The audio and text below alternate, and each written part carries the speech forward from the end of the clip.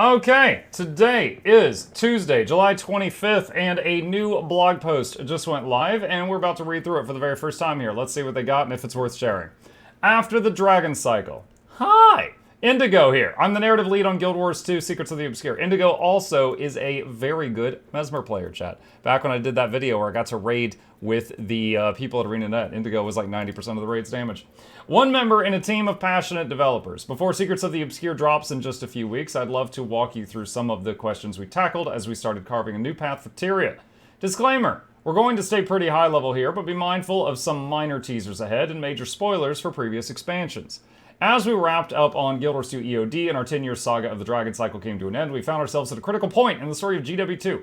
There were quite a few directions that we really were interested in pursuing. We got tons of stories in Tyria left to tell, from mysteries we've hinted at in years past to completely novel ideas. After all, the world is only just finding its footing following the end of the Dragon Cycle, a global affliction that promised certain destruction until Suwon's death in Guild Wars 2 End of Dragons. Oh god, Suwon died, spoilers! We had a lot to say, so the question was, where do we start? We've only explored a small portion of Tyria to date, and even then, a great deal of the world we do know has vastly changed over the events of the last 11 real-world years.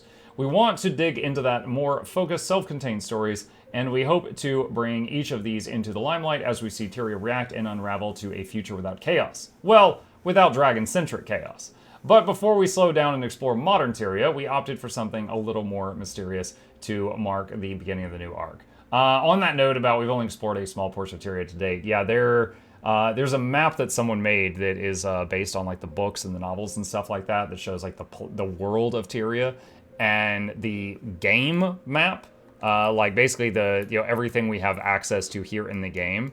This is a small percentage of the planet, like. They could even like stay on point with the lore and just keep slapping in new continents like it's Pokemon or World of Warcraft, just every expansion, and it would still be lore accurate. There's a lot that's still open. We had a handful of front runners, but a franchise-long mystery quickly became our leading focus: the Wizard's Tower. And then we got a juicy little picture here of Dalaran.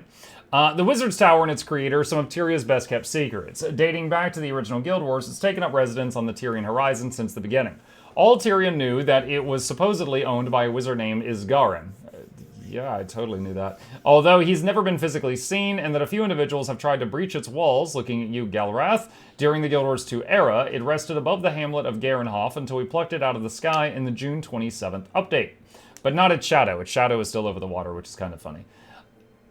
Aside from a couple of teasers over the years, we've shielded the truth about Isgarin and his mysterious tower until now. The Wizard's Tower provided the perfect canvas to tell a very different story in Madashon? Clippy, please. That spans thousands of years. Focusing on Isgarin, the Wizard's Tower, and the Astral Ward allowed us to dive into some of the deepest crevices of our lore. We're talking ancient beings, whispers of long-ago wars, and buried secrets.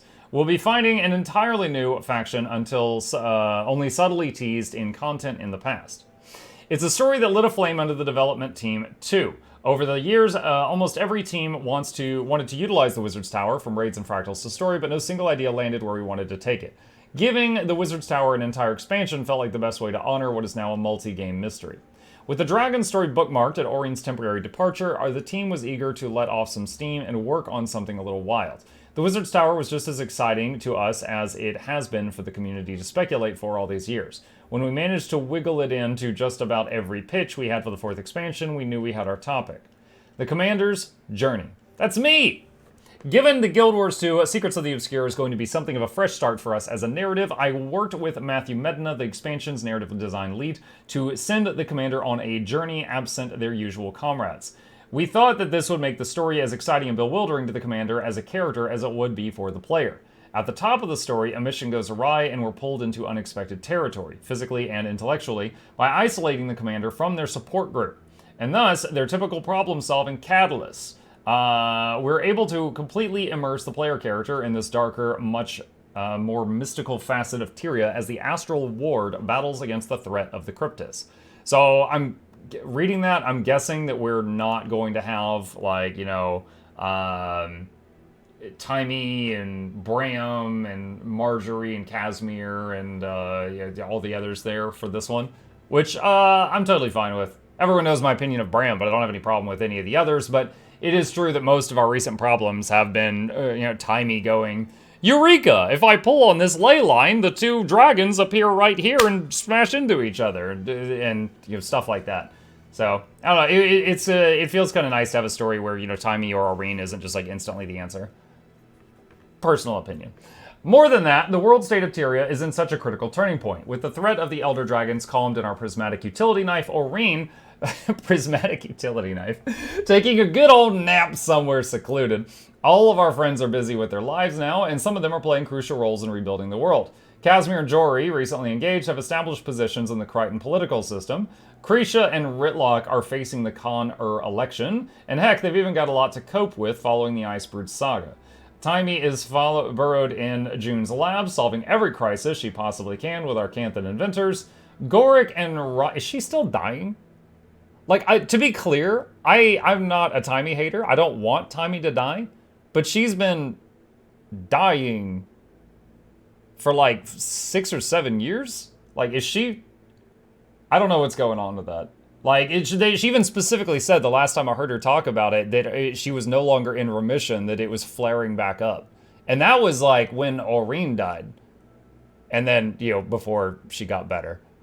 So, I don't know. I know she's got the special Canthan boots that let her walk because of her, like, muscular dystrophy. But it wasn't, like, stopping the disease from killing her. It was just to help her walk around. Good old now. And some of them are playing crucial roles. Timey's burrowed in June's lab, solving every crisis she possibly can with her Canthan inventors. Goric and Rama have the agency. Bram is probably thriving in much-needed therapy. So is everyone that met him. All these characters have served as guiding lights to their commander, and they have shaped our journey. We're excited to give you glimpses into their post-Dragon lives when we dig into these local stories about Tyria's revival, but before that, it's time the commander took a journey of their own. There's one exception to this rule, though. Zoja! Oh my god. My favorite of Destiny's Edge. Zoja is a character who has been mysteriously AWOL since the events of Guild Wars 2 Heart of Thorns, where she endured some pretty awful injuries after being trapped inside of that blighting pot. While I don't want to spoil her journey, I could say that it has been an emotional one. We have years of lost ground to cover, and our favorite Golemancer has been doing some serious soul-searching. Like the commander will have in Guild Wars 2 Secrets of the Obscure, Zoja needed a journey of her own.